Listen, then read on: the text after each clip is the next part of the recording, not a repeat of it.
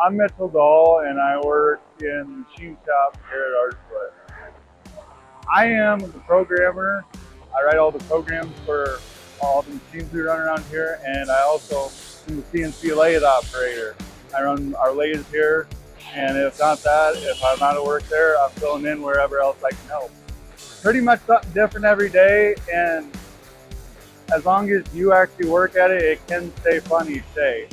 Every task, even the minuscule ones, can keep you on your feet. Just make sure you're doing it right.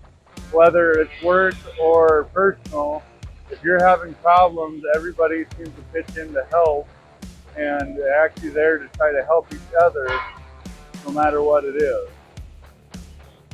Probably say growing, because in the 5+ years I've been here, I've really seen this place change a lot into something to be very proud of.